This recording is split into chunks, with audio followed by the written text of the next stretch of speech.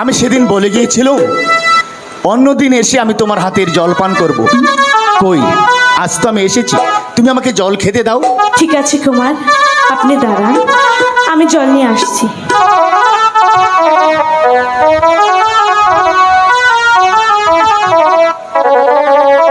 এই নিন কুমার।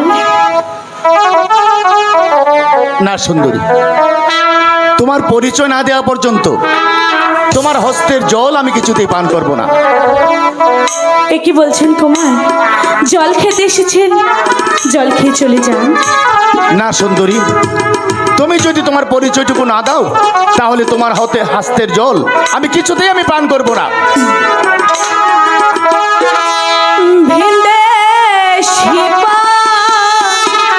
দেশি ছোকরা